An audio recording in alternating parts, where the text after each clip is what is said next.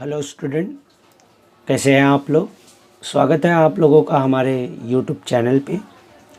तो आज की वीडियो में बच्चों हम लोग आज शॉर्टकट ट्रिक सीखेंगे बैलेंस शीट के फॉर्मेट को बाहर करने के लिए। तो देखते हैं, बड़ी आसानी से इस ट्रिक की मदद से आप बैलेंस शीट के फॉर्मेट को आप बाहर कर सकते हो। इसमें आपको कोई दिक्कत और किसी परेशानी का सामना करना नहीं पड़ेगा। तो बढ़ते हैं आज की वीडियो की तरफ। Shortcut trick balance sheet of company. Balance sheet company balance sheet के लिए आपको शॉर्टकट ट्रिक बताऊंगा मैं आपको इस वीडियो में। जैसे कि आपको पता होना चाहिए, कंपनी की जो बैलेंस शीट होती है शेड्यूल 3 के पार्ट 1 में के थ्रू बनाई जाती है। बैलेंस शीट एज ऑन 31 मार्च 2000 जो भी रहेगा सो एंड सो डेट आपका। Shortcut trick particulars and all जो है आपको ये सब बेसिक फॉर्मेट है, आपको याद रखना होता है। तो आज की वीडियो में मैं आपको 2 ट्रिक बताऊंगा। जैसे कि आपको पता है बैलेंस शीट को भी हम 2 पार्ट में डिवाइड करते हैं, लायबिलिटी एंड एसेट। उसी तरह से सिमिलर बेसिस में मैं आपको 2 ट्रिक बताऊंगा, एक लायबिलिटीज़ के लिए और दूसरा एसेट के लिए। तो बढ़ते हैं आज की फर्स्ट ट्रिक की तरफ। फर्स्ट ट्रिक किसके लिए है? फर्स्ट ट्रिक जो है हमारा इक्विटी एंड लायबिलिटीज़ के लिए है। तो अब फर्स्ट ट्रिक क्या है उसके बारे में जान लेते हैं। तो बच्चों, हम आपको फर्स्ट ट्रिक में 3 फ्रेंड रहते हैं, सूरज, नीरज और चेतन। तो ये 3 फ्रेंड हैं। जो सूरज है वो थोड़ा पंक्चुअल रहता है, टाइम टू टाइम जो भी अपना काम कर लेता है।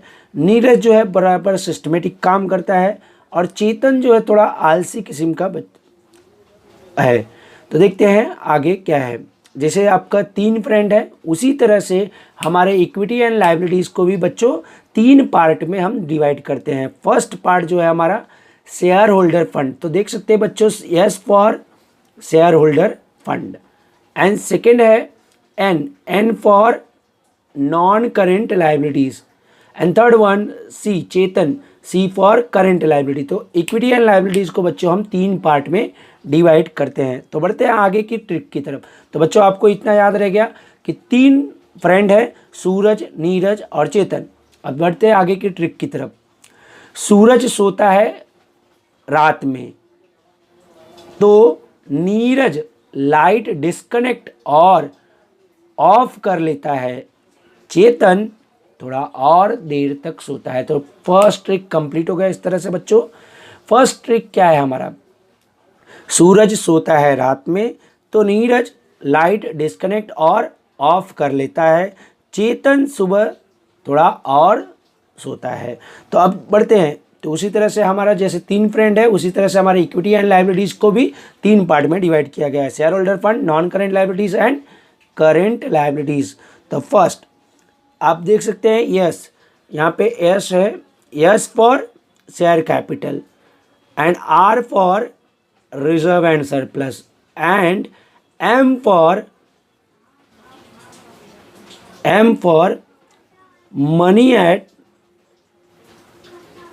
money received against share warrant and N for obviously non-current liabilities and L for long-term borrowing, D for deferred tax liabilities। जैसे कि देख सकते हैं यहाँ बच्चों, D for deferred tax liabilities, O for other long-term liabilities and L for long-term provision।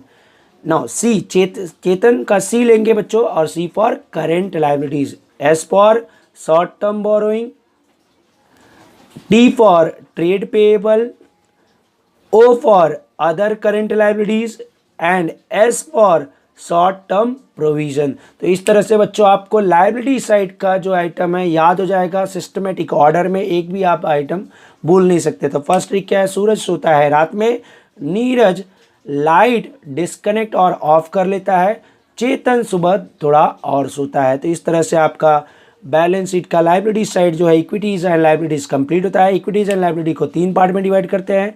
First share holder funds, non current liabilities and current liabilities. Under share holder fund share capital, reserve and surplus and money received against share warrant.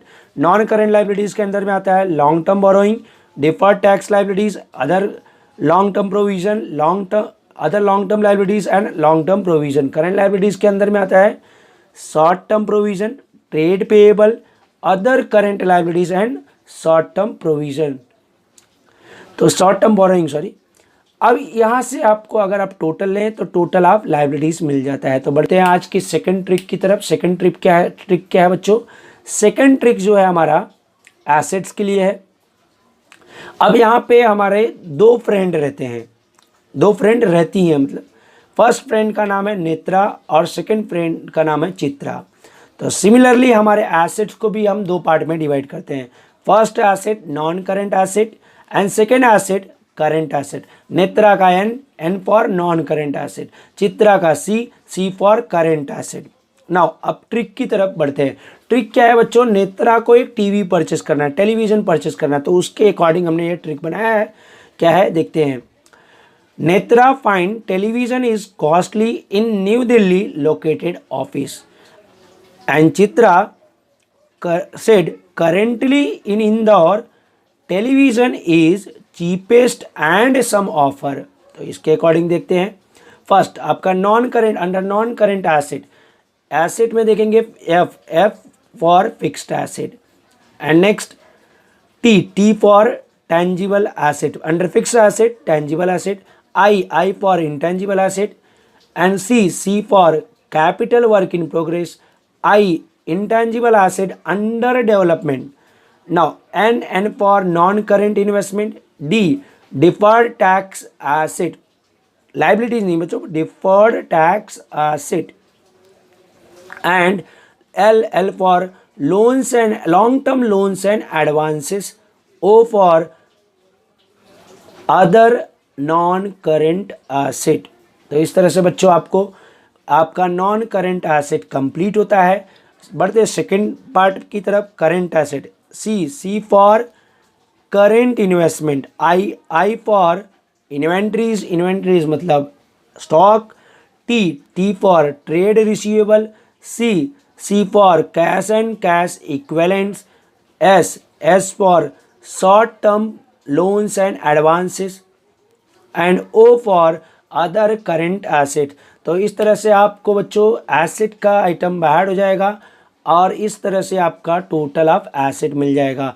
ये दो मदद से आप जो है बच्चों आप balance sheet के फॉर्मेट को बड़ी आसानी से याद रख सकते हैं। कोई दिक्कत कोई परेशानी का सामना नहीं करना पड़ेगा आपको।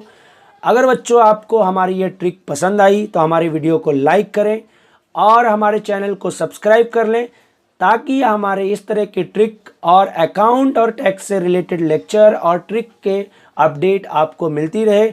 सब्सक्राइब करने के बाद बच्चों आप हमारे बेल आइकन को ज़रूर दबाएं, ताकि आपको हमारी आने वाली अगली वीडियो का नोटिफिकेशन मिल सके।